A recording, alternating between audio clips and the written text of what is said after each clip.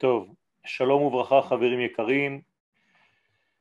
Be'ezrat Hashem, aujourd'hui, nous allons développer un sujet qui concerne, bien entendu, la Géoula dans laquelle nous sommes déjà très profondément depuis 70 ans.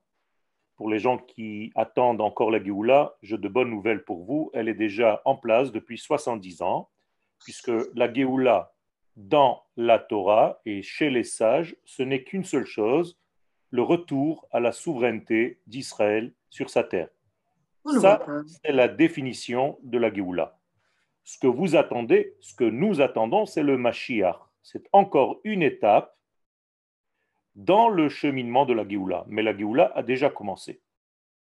Quelle est la différence entre l'étape qui précède cette Géoula et l'étape de la Géoula elle-même? Il faut comprendre que la Géoula, dans son essence, ne se suffit pas de l'éloignement de l'exil. Autrement dit, on peut considérer que la Géoula, c'est sortir d'exil. En réalité, ce n'est pas suffisant. Sortir d'exil, c'est une étape, effectivement, mais elle demande et elle exige même d'aller vers la délivrance, d'aller vers la lumière que nous attendions. Il ne s'agit pas seulement de nous sauver d'une étape précédente, mais d'aller vers l'étape de la lumière. Il faut donc un changement de conscience. Il faut faire véritablement un changement au niveau de la prise des choses dans notre vie, de façon à aborder ce sujet correctement. Et au niveau de la vie, et bien entendu au niveau de l'étude même de la Torah. Nous sommes donc face à un sujet qui est positif dans sa nature. Quand je dis positif, je veux dire c'est l'inverse de la négativité.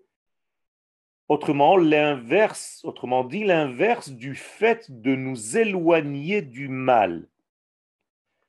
Vous comprenez bien que lorsque nous sortons d'un exil et que notre esprit est figé à sortir de cet exil, justement, notre seule référence, malheureusement, reste toujours l'exil.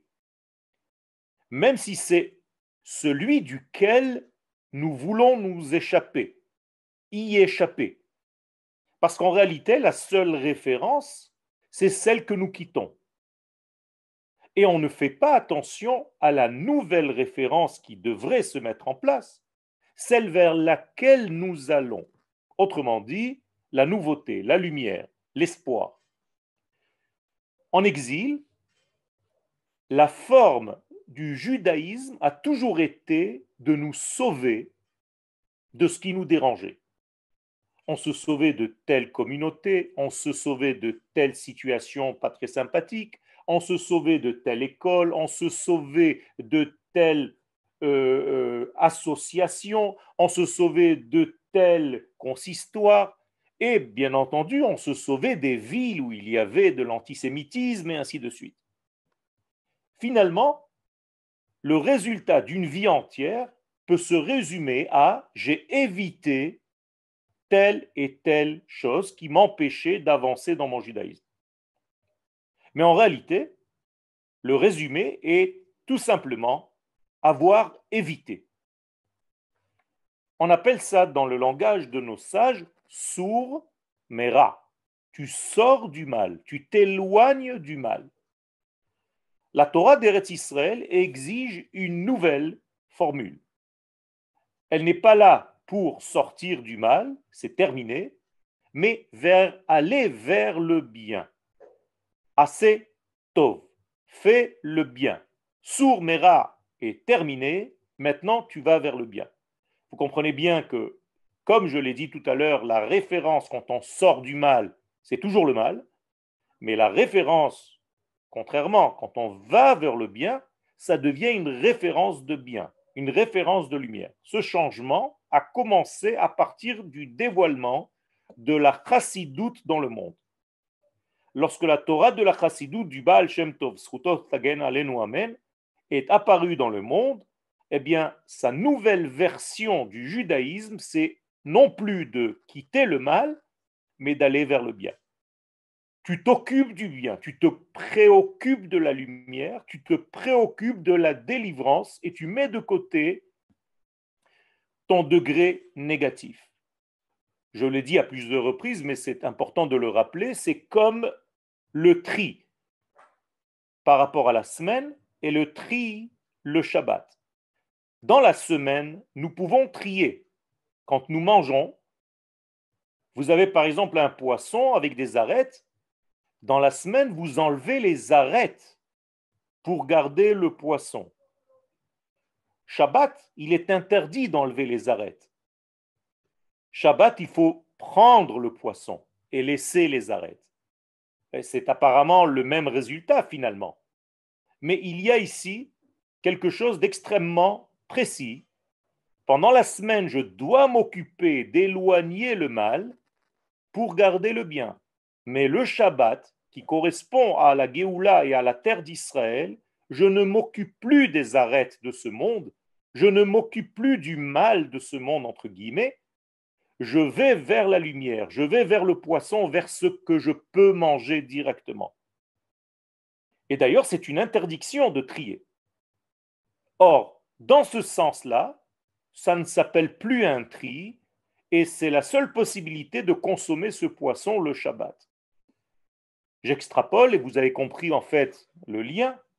Quand nous étions dans les jours profanes, c'est-à-dire les jours de Chol ou bien en Choul, c'est la même racine, Chutz la'aretz, la façon de travailler, de servir à Kadosh Baruch Hu était comme si vous enleviez les arêtes de tout ce que vous aviez dans votre vie.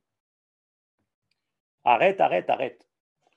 Shabbat, on va vers la lumière, on mange, on consomme déjà le poisson, on mange le bien, on prend la parcelle de bien et on s'en occupe. Alors ici, il y a une prise de conscience extrêmement importante que vous devez comprendre.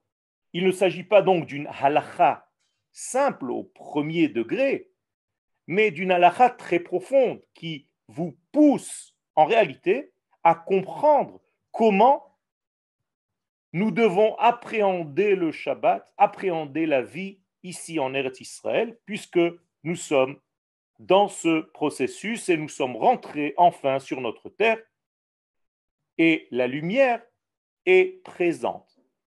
La prière que nous disons pendant les fêtes, Or Chadash al Tzion Ta'ir, tu vas éclairer à Kadosh Baruch Hu, c'est le cas déjà maintenant, tu éclaireras une grande lumière, nouvelle lumière sur Tzion, Venizke Kulanu, et nous mériterons tous, Bimhera Leoro, de la voir, de l'absorber, de la manger, de la consommer, cette lumière, et tout de suite, j'y arrive, pourquoi consommer cette lumière? Donc, il s'agit là, dans la Géoula, du peuple d'Israël, de savoir capter la nouvelle lumière qui nous arrive. Déjà, on ne s'occupe plus de la négativité des choses. Arrêtez de ressasser en fait le mal que vous avez, que ce soit en psychologie ou dans tous les domaines de la vie, gagnez du temps. Arrêtez de fouiller dans votre être intérieur pour trouver les négativités, les traces que vous aviez du passé. Occupez-vous de trouver les étincelles de lumière et les parcelles de lumière qui sont en vous. Vous comprenez ce que je suis en train de dire? Il y a ici un travail au niveau psychologique qui est très important. Même les psychologues aujourd'hui qui traitent le mal sont en retard. Il faut rajouter le bien. On ne s'occupe plus du mal. C'est comme s'il y avait du poison dans un verre, deux manières de l'enlever. Ou bien on n'arrête pas de laver le verre pour enlever le poison, ou bien on verse à grande eau et le poison sort de lui-même parce que nous nous occupons de la lumière énorme qui est en train d'arriver. Alors aujourd'hui, et ça peut vous faire gagner beaucoup de choses dans votre vie, arrêtez de ressasser le mal Arrêtez de mélanger vos traumatismes, arrêtez d'aller les chercher dans votre passé, cela vous coince dans le passé. En hébreu, c'est une faute, ça s'appelle avar, le passé, et nous devenons chas v'shalom avarian. Avarian qui veut dire un fauteur. Donc le fauteur, c'est celui qui s'adresse au passé, qui reste coincé dans ses traumatismes d'avant. Alors j'ai parlé des traumatismes, mais je peux parler aussi des biens de votre vie. Gardez les parcelles de biens, mais regardez surtout les parcelles de biens du demain, du maintenant et devant moi. Cette qualité de lumière nouvelle qui apparaît dans le monde au moment de la Géoula, dans laquelle nous sommes depuis 70 ans, puisque nous sommes 70 ans déjà dans un mouvement de retour de souveraineté sur notre terre, et je vous rappelle qu'au niveau de la halacha, c'est la seule, écoutez bien, la seule et unique définition de Géoula. Ceux qui vous racontent autre chose vous racontent n'importe quoi. La Géoula, c'est le retour à la souveraineté. Nous avons un maître de halacha qui nous dit cette chose très claire, c'est le Rambam. Le Rambam nous dit En ben haolam hazeh leimot hamashiach ela she'abud malchuyot bilvad. La seule différence entre avant et après le temps messianique, c'est la souveraineté. Or, aujourd'hui, nous sommes dans notre souveraineté en terre d'Israël, donc nous sommes déjà profondément dans le processus de Géoula. Bien entendu, il y a des étapes, il y a le dévoilement du roi Mashiach, il y a la construction du troisième temple, mais tout ceci, ce sont des parcelles et des parties. Les gens qui ont raté la première partie, je me demande comment ils verront la deuxième et la troisième, parce qu'ils ne sont même pas capables de voir la première. Vous comprenez que lorsque vous niez la première étape, alors qu'elle est déjà flagrante, évidente, depuis 70 ans, et que vous attendez la Géoula comme s'il ne s'était rien passé jusqu'à présent, c'est très grave. Ça veut dire qu'il faut un mérite pour voir la Géoula. Et d'ailleurs, vous le dites tous les jours dans la Hamida. Akadosh Baruch Hu, je te demande d'être parmi ceux qui verront. Apparemment, si je dois prier 3 fois par jour et en plus de ça avec 2 chazarot, c'est qu'il est difficile de voir lorsqu'Akadosh Baruch Hu reviendra à Tzion. Pourquoi vous demandez? Mais tout simplement parce qu'apparemment, il est difficile de voir. Et je suis en train de vous prouver que beaucoup de gens autour de vous ne voient pas. À tel point qu'ils considèrent qu'on est encore en exil. C'est tout simplement un manque de kavod à l'intelligence humaine et à ce que nos sages nous ont dit. Donc, il ne faut pas être dans l'ingratitude, il faut comprendre que nous sommes en plein dans ce processus. Alors, l'une des étapes, c'est le dévoilement de cette nouvelle lumière. Or Chadash al Tzion Ta'ir. Quelle est la qualité intrinsèque de cette lumière? D'abord, elle se trouve où, cette lumière? Eh bien, elle n'est pas en dehors de nous. Elle est à l'intérieur de l'assemblée d'Israël qu'on appelle Am Israël, du peuple d'Israël. C'est tout simplement la Shrina qui éclaire notre Ségoula intérieur. Nous sommes remplis de cette lumière. Elle attend 2000 ans pour exploser et elle n'en peut plus pour sortir et se dévoiler à l'extérieur. Cette lumière s'appelle Yosef. Yosef Hatzadik est à l'intérieur de nous-mêmes. Et ce Yosef-là, comme nous l'avons lu au moment de la Géoula, alors là-bas c'était en Égypte, lorsque Yosef va sortir de sa prison, mais vous comprenez que la Torah parle en code. Eh bien, elle nous dit la même chose. Velo yachol Yosef leit apek al kol anitzavim alav. Yosef arrive un temps où il ne peut plus se contenir pour se dévoiler. Mais c'est la même chose, il est poussé depuis l'intérieur vers l'extériorisation, vers la verbalisation de cette chose-là. Donc nous sommes poussés par cette lumière qui est à l'intérieur de nous et qui sans arrêt nous dit Yosef, Yosef, Yosef, qui veut dire en français rajoute, rajoute. Rajoute. Ce n'est pas le nom de quelqu'un, c'est le nom d'une énergie qui pousse à l'intérieur de moi et qui me demande de rajouter encore une couche, de sortir encore une étape de cette lumière. Et donc, il y a un mouvement très puissant qui vient de l'intérieur et qui pousse vers l'extérieur. Et cette force-là, ça s'appelle la Ségoula d'Israël, la pierre précieuse d'Israël, le mouvement divin qui est à l'intérieur de la Neshama collective de notre peuple. Or, cette Neshama collective est liée directement à la terre d'Israël, à notre retour sur la terre. Cette Neshama collective ne peut pas réagir véritablement lorsque le peuple est en exil. Et lorsque le peuple est en exil, il n'est plus peuple.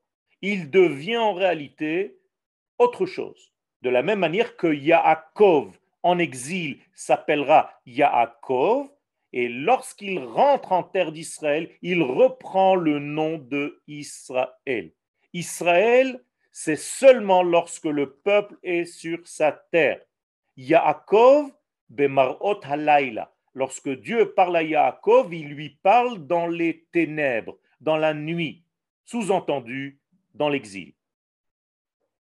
Et donc cette lumière-là, qui se trouve à l'intérieur de nous, c'est ce qu'on appelle le Or HaGanuz, la lumière cachée, qui a une qualité première, qui englobe toutes les qualités. C'est que cette lumière est toujours une. Quand je dis une, c'est-à-dire qu'elle fait référence à l'unicité. Elle n'explose pas les détails. Elle prend en compte tous les éléments simultanément. Alors que l'exil et notre état d'exil, même chez quelqu'un qui se trouve dans un état d'exil psychologique, c'est l'explosion de cette unité pour ne voir que des détails. Donc quand vous êtes malade, quand vous êtes dans un mal-être, c'est le détail en question qui vous pose problème. On revient à notre schéma de tout à l'heure. Vous mettez en gros plan le mal, le mal-être, le malaise. Et donc, je dois m'occuper de ce malaise. Mais sachez que ce genre de malaise, ça ne s'arrêtera jamais. Il y en aura toujours. C'est seulement si toi, tu focalises sur ce degré, ou bien tu vois l'être, l'organisme dans son entité. Eh bien, à contrario, contre la Géoula qui montre l'unité, l'exil, dans tous les sens du terme, c'est tout simplement la mise en détail et la focalisation sur les détails de ce monde. On n'arrive plus à voir quelque chose d'entier. On va observer le Shabbat seulement au niveau du temps.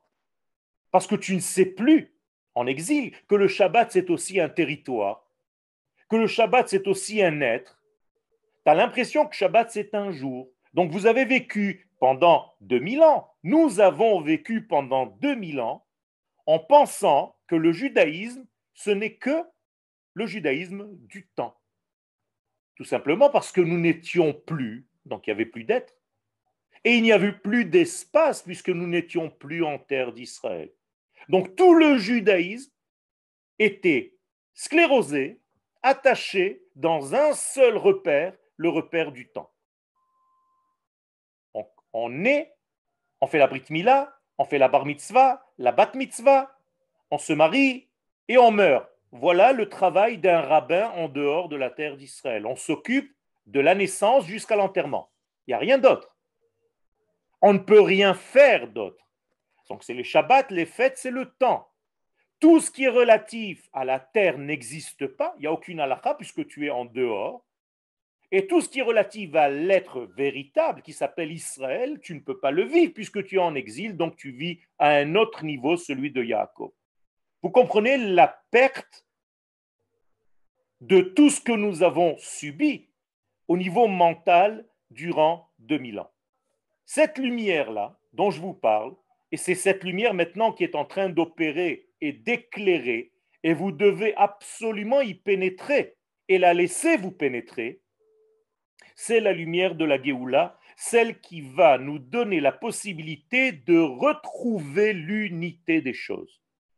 Autrement dit, ne vous laissez plus embrouiller dans votre vision qui consiste à voir le concept tout entier. Arrêtez de tomber dans les détails, même dans votre étude de la Torah. N'allez pas vous perdre dans des détails en perdant en réalité l'image globale. Et lorsque vous êtes dans un monde de séparation, de détails, dans la Kabbalah, ça s'appelle Alma de Pirouda, le monde de la séparation.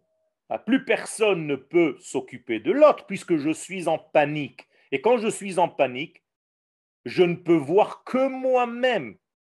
Je ne peux sentir que moi-même. La plaie des ténèbres, par exemple, en Égypte, c'est quoi? Éteignez la lumière, il n'y a plus rien autour de vous. Il n'y a que vous. Donc vous pouvez vous toucher, vous pouvez vous caresser, vous pouvez vous sentir, mais vous êtes seul au monde. Donc la plaie des ténèbres, c'est la plaie de l'égoïsme. C'est la plaie de celui qui ne voit plus personne à côté de lui et qui ne touche que lui, qui ne pense qu'à lui. Il n'y a plus que lui dans ce monde. Rabotaï, dans la source même du judaïsme, ça s'appelle Shvirat HaKelim. C'est comme ça que les ustensiles, les vases premiers de la création du monde se sont brisés, parce que chaque élément était à part et il avait l'impression qu'il était lui-même seul au monde. Donc plus de possibilité d'aller aider mon frère. Aujourd'hui, si Chaz Shalom, mon frère est attaqué, j'ai une armée. Nous corrigeons en réalité ce problème-là. En dehors de la terre d'Israël, il y a des gens qui peuvent se faire frapper dans la rue. Il n'y a pas une armée pour les protéger. Alors on va faire une manifestation, c'est tout ce qu'on peut faire. On va râler, on va faire des commémorations. Ça, on est devenu champion du monde. Mais ce n'est plus du tout le travail, Rabotai. Le travail, c'est de se focaliser sur la puissance, sur la lumière, sur la richesse de notre État, sur le bien qu'on peut y tirer, y retirer, comme le poisson dont j'ai parlé tout à l'heure. Arrêtez de vous préoccuper des arêtes. Ce sont des ossements desséchés, dans tous les sens du terme. Et donc, en réalité, il y a ce qu'on appelle Emunat Hayichud, la Emunat de l'unicité qui me donne la possibilité de me trouver et dans l'espace, et dans le temps, et dans l'être que je suis. Les trois pôles. D'une autre manière, au niveau de la chassidoute, la tête, le corps et les jambes. Alors, je n'ai pas la tête en dehors de là où se trouvent mes jambes. Rappelez-vous ce que disent les sages concernant l'exil. Ken, Libi bamizrach et mes pieds bama'arav. Comment ça marche? Ça s'appelle de la schizophrénie, Rabotai. Je ne peux pas être avec les pieds quelque part, ma tête autre part et mon cœur encore ailleurs. Alors c'est bien beau de me dire, mais mon cœur est avec vous.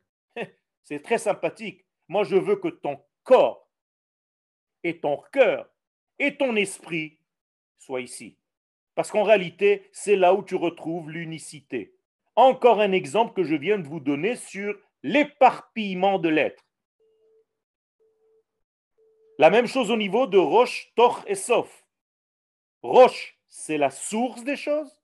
Toch, c'est pendant que ça se passe. Et Sof, c'est la finalité. Vous devez voir ces trois degrés simultanément. C'est seulement avec les yeux de la Géoula que vous pouvez voir de cette manière la réalité. Une fois dans l'année, Akadosh Baruch Hu nous donne une expression physique de cette chose-là. Mais pas beaucoup de gens comprennent. Vous vous rappelez quand? À Purim. À Purim, avant de lire la Megillah, on nous demande de l'ouvrir complètement, de la dérouler. Quel est le sens de ce déroulement de la Ketouba, de la Megillah d'Esther? Pourquoi je ne regarde pas chapitre par chapitre comme un type normal? Il n'y a déjà pas de place dans les synagogues. Je dois dérouler ma Megillah d'Esther, ça prend 3 places. C'est quoi le but? Mais tout simplement, Akadosh Baruch Hu nous met à son niveau de vision. Tu vois le passé, Vaï bimé Achashverosh, tu vois le pogrom qui est au présent, mais tu vois déjà la fin des temps avec la pendaison des 10 fils de Haman. Et tu vois donc la délivrance messianique. Vous comprenez ce qu'on nous demande de faire? C'est de savoir voir simultanément tout le cheminement de notre histoire. Vous avez déjà entendu que les personnes, avant de quitter ce monde, on leur fait défiler le film de leur vie en quelques instants. Mais c'est exactement la même chose. C'est la seule fois, malheureusement, où tu vois la totalité de la vie. C'est juste avant de mourir. C'est pas dommage? Vous avez oublié ce que vous étiez quand vous avez 5 ans. Vous avez oublié ce que vous étiez quand vous aviez 20 ans. Et vous ne savez même pas ce que vous allez être demain ou après-demain. Si aujourd'hui je faisais un film à partir des chambres à gaz 1940, 45, jusqu'à maintenant, mais un film qui ne dure que 30 secondes, 1 minute. Moraï Verabotaï, vous allez tous vous mettre à pleurer. Parce que je vous montre un film entier qui vient du noir et qui va vers la lumière en quelques minutes, en quelques secondes. Et vous vous dites, waouh, on a passé tout ça, on a traversé tout ça pour être là aujourd'hui. Et aujourd'hui, tu es dans l'ingratitude de ne pas voir ça parce que tu ne sais pas voir l'ensemble. Encore une fois, tu râles parce qu'aujourd'hui, un certain ministre a dit quelque chose. Oi, oi, oi, c'est grave. Mais Rabotaï, t'as oublié que tu es un ministre, que tu es dans un État indépendant qui a des ministres. Alors ils se battent, mais Baruch Hashem, il y a 70 ans, on rêvait d'avoir des ministres qui se battent. On ne comprend rien à l'histoire à Botaï et c'est navrant, c'est désolant. Parce qu'on est en train de râler concernant des choses qui sont aujourd'hui tellement ridicules par rapport à l'ensemble de ce que nous sommes en train de vivre que je n'ai pas d'autre mot que de l'ingratitude. Alors tu râles parce qu'il y a des bouchons, mais tu te rends compte? Des bouchons de juifs. Il y a 70 ans, tu aurais rêvé qu'il y ait un bouchon avec des juifs à droite et à gauche. Tu te dis, c'est mes frères et mes sœurs. Mais c'est extraordinaire. Vive les bouchons! Le Zohar HaKadosh nous dit quelque chose d'extrêmement important concernant cette lumière. Vous allez me demander, elle se trouve où cette lumière? C'est d'accord, tu nous as dit qu'elle est à l'intérieur de nous. Ok, mais où? Où est-ce que je peux et comment je peux l'aimanter? Comment je peux la sortir du dedans vers le dehors? Comment est-ce que je peux la vivre? Les Chachamim nous disent dans le Zohar HaKadosh, Rabbi Shimon Bar Yochai Skuto Tagen Alenu Amen, dans la paracha de Nasso, il nous dit Begin de Atidin Israël Mitam, mais il en a déchaillé parce que, je vous l'annonce, dit Rabbi Shimon, dans le futur, les enfants d'Israël vont commencer à goûter de l'arbre de la vie. Et c'est quoi? Des Ihu Haï Sefer HaZohar. Le livre du Zohar, nous dit Rabbi Shimon Bar Yochai. Quand les enfants d'Israël vont commencer à goûter de cet arbre de la vie qu'est le Zohar HaKadosh, Ifkun min galuta berachame. Eh bien, ils sortiront de l'exil avec équilibre, avec miséricorde, avec rachamim. Pour sortir d'exil, pour arriver à une Géoula visible, il faut la manger, il faut la consommer. De la même manière, tu as envie de consommer des choses dans ta vie, on est des grands consommateurs dans tous les sens du terme, y compris tous les sens du terme. Eh bien, les Chachamim nous disent qu'il faut consommer la Torah. Il faut goûter le Zohar HaKadosh. Parce que si tu ne goûtes pas, tu ne peux pas vivre la chose, tu ne peux pas la digérer, tu ne peux pas l'assimiler, tu ne peux pas la concrétiser, elle ne va pas faire partie de ton être. Et là, on nous demande de manger le Zohar. Comment est-ce que je peux manger le Zohar? Bien, tout simplement en arrêtant de croire que la Torah, c'est une étude spirituelle. La Torah ressemble à une consommation. La Torah me demande d'imprimer et d'imprégner ce que je suis en train d'étudier. Je dis souvent aux élèves, si vous ne sortez pas de mes cours avec un désir très profond, violent même, de changer, arrêtez de venir. Je vous demande, moi, d'arrêter de venir, vous perdez votre temps.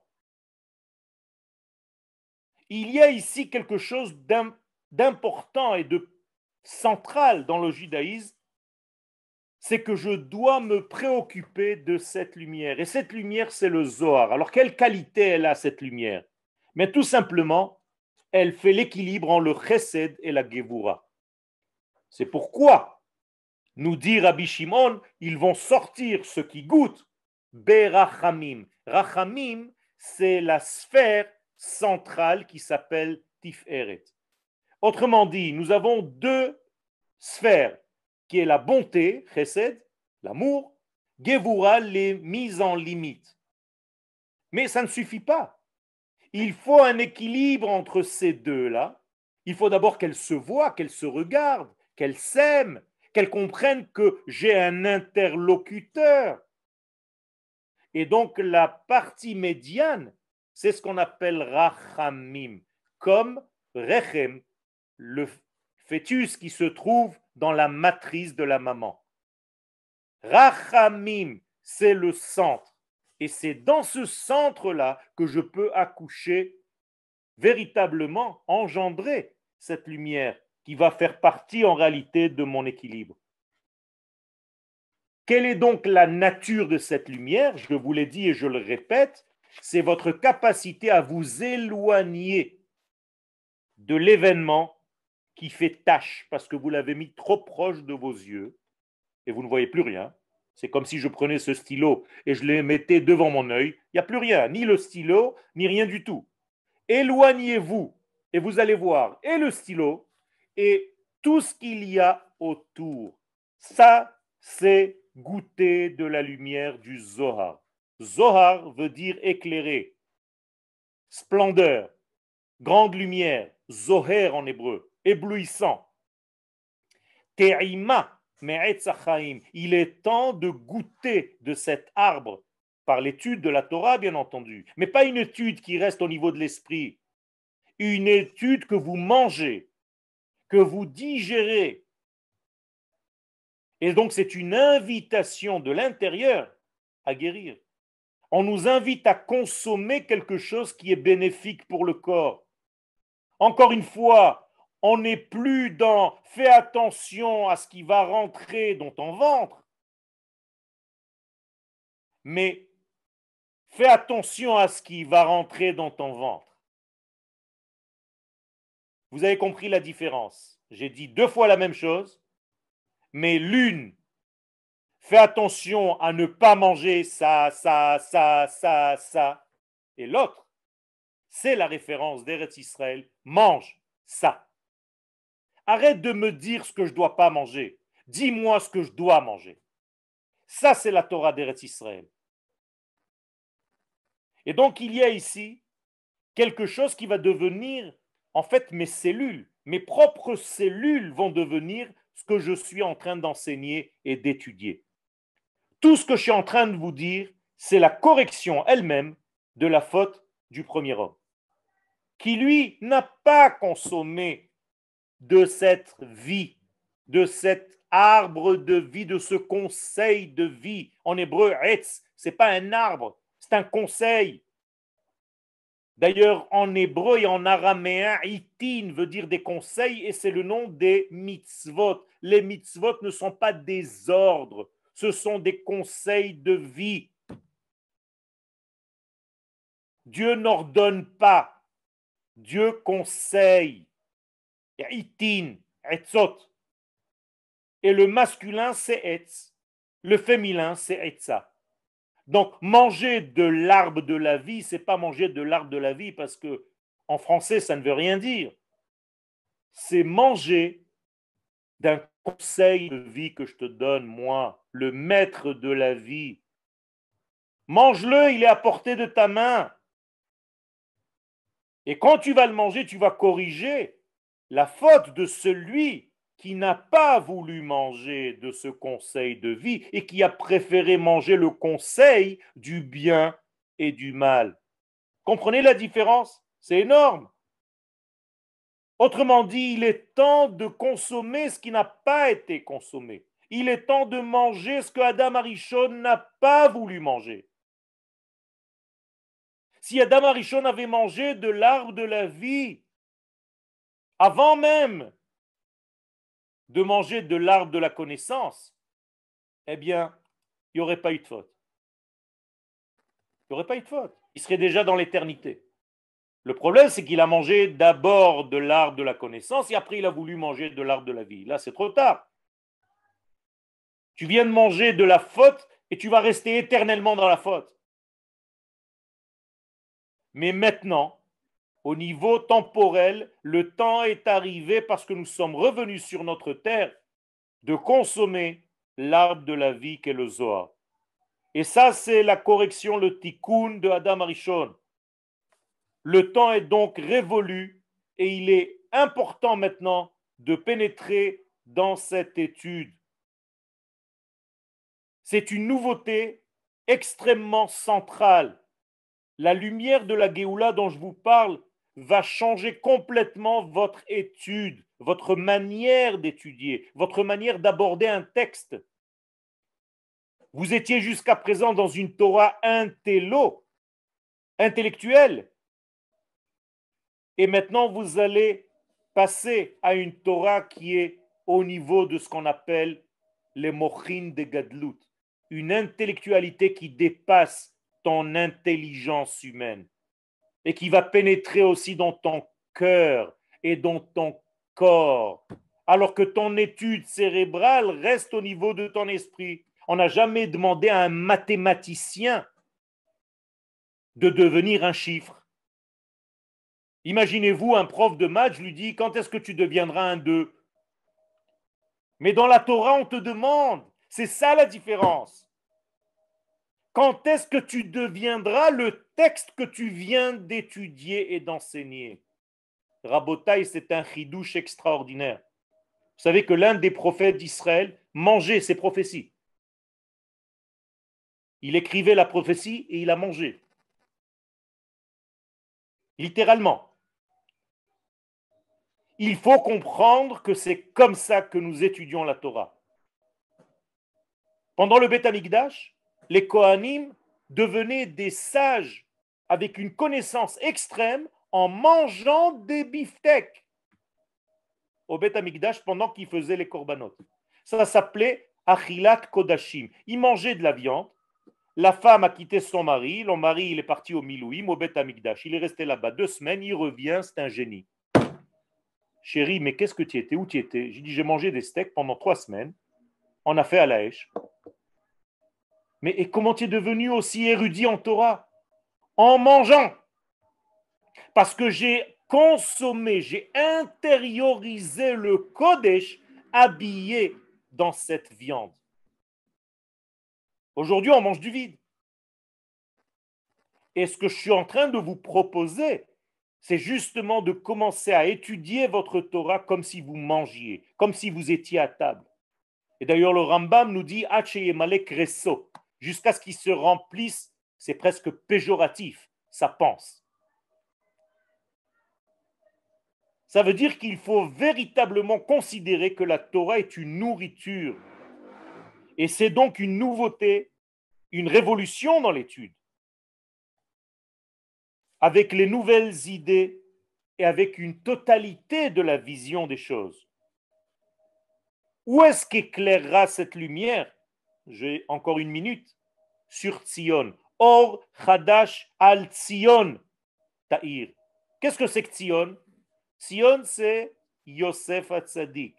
C'est la même valeur numérique, 156. Tzion et Yosef. Autrement dit, je vous l'ai dit tout à l'heure, et je vous le répète maintenant, Akadosh Baruch Hu va éclairer cette lumière dans le Yosef qui est à l'intérieur de chacun de nous. Je vous l'ai dit tout à l'heure et je le répète encore une fois, Yosef n'est pas un personnage, ne cherche pas un petit nain à l'intérieur de toi, c'est une force qui te dit d'avancer sans arrêt. Mosif veoler, c'est ton optimisme, c'est ta lumière, c'est ta émouna qu'il y a un lendemain, c'est ta émouna que tu es déjà dans une Géoula, c'est la émouna que tu peux en réalité réussir ta vie. Et c'est en ça que nous grandissons. C'est ça qu'il faut enseigner aux enfants. Ce n'est pas une Torah de fais comme ça et c'est comme ça et fais comme ça. Il faut leur enseigner que la Torah est une nourriture et que cette lumière de Géoula est une lumière qui nous permet de voir une vision globale, entière, complète, comme un artiste peintre qui s'éloigne de son œuvre pour voir l'entité, alors que pour l'instant il était focalisé sur un détail, mais peut-être que ce détail n'est pas beau dans l'ensemble. Alors, Be'ezrat Hashem, Moraï Verabotai, puisque nous sommes dans la paracha de Vayechi, qui est le début de l'exil, et qui est en même temps la clé de toutes les délivrances du monde, parce que c'est la clé de la délivrance d'Égypte, mais ça sera la clé pour toutes les délivrances, c'est dans notre paracha. Tout y est dit. Et donc c'est dans cette paracha que j'ai choisi de vous donner ce sujet pour que vous ayez une confiance en celui qui a dit que le monde soit et le monde fut. Arrêtez de croire qu'il y a aujourd'hui des gens qui font n'importe quoi et que tout est à l'abandon, que le monde il est parti en cacahuète. Arrêtez. Il y a un dirigeant dans ce monde. Où est passé votre émouna? À chaque fois que vous entendez un petit truc, un type il envoie un petit machin sur Facebook ou sur WhatsApp, vous êtes dans la peur totale. On est foutu. Arrêtez. Il y a un dirigeant, il y a un sadran dans ce monde. Il met de l'ordre et on n'a rien à craindre. Il faut avancer, être optimiste et garder notre shfiyut, notre mental normal comme des êtres normaux. Arrêtez d'être des névrosés au service de la Torah. Toda Rabba.